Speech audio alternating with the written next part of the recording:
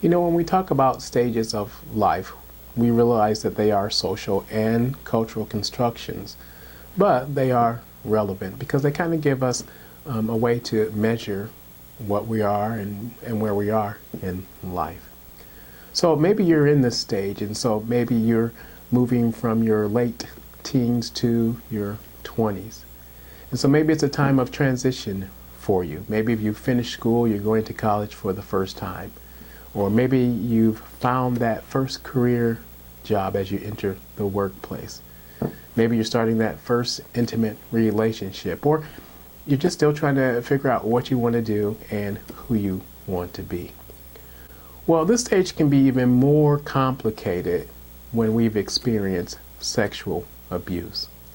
And maybe the sexual abuse involved unwanted sexual contact. Maybe we're groomed, persuaded, coerced, or even forced to be involved or to participate in the sexual abuse. Well, the reality is this when we talk about research and reports. Pretty much what they say is if we have been sexually abused, what it does is it puts us at greater risk for other emotional and psychological issues that we might experience in life, and particularly at this stage. It puts us at risk for things like post-traumatic stress disorder. It puts us at risk for possibly becoming alcoholics or drug abusers because we're trying to numb the pain in dealing with the sexual abuse. We might be having masculinity issues, trying to figure out that or what our sexuality is. And even sometimes thoughts of suicide and suicide attempts. But it can be manifested in other ways. You might be an overachiever or underachiever at school or at work. Now let's make it a little bit even more complex. We don't want to, but for those of us that have faith as part of our values, now it really becomes difficult because we're asking ourselves questions like, well, where was God when I was being sexually abused? Or, why didn't he step in or intervene and stop the abuse? And so does that mean that God doesn't love me? Or now maybe I'm dealing with these feelings of same gender attraction. What am I supposed to do with those? I don't even know what my sexuality is. So you see how it can become very complicated. And unfortunately in our society and in many religious outlets, it's not the abuse and the betrayal that is focused on. For some reason they get lost in translation. But it seems like the finger is pointed at the survivor, and the survivor now becomes the criminal.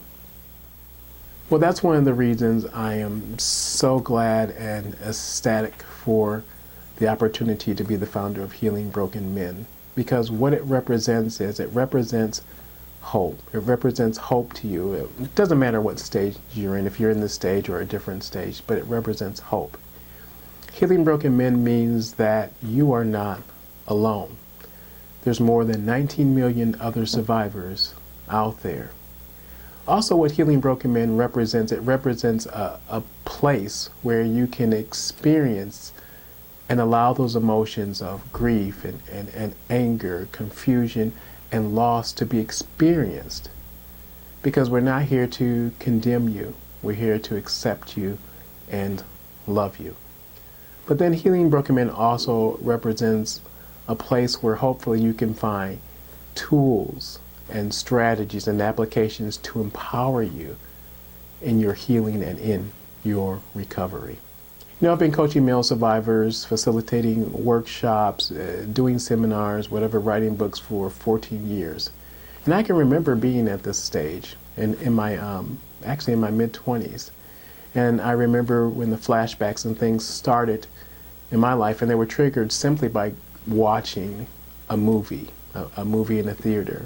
And then my whole world seemed to cascade after that, even to the point of suicide thoughts, ideations, and even attempts.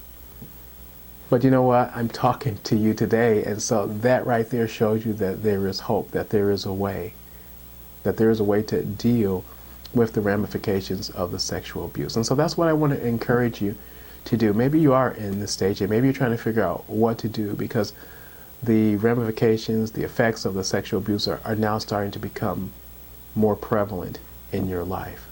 You know what I want to encourage you to do? I want to encourage you to go up to the website here. Simply go to healingbrokenmen.com.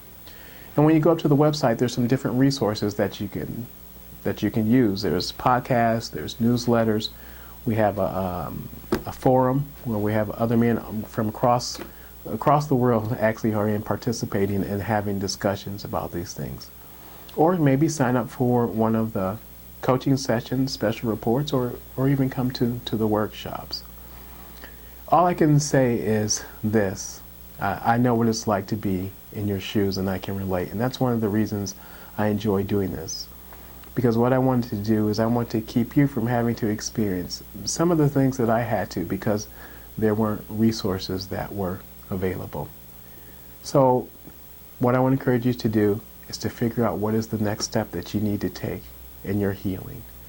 And I just hope and I pray that Healing Broken Men might be a part of that and that somehow we might be able to help you in your recovery.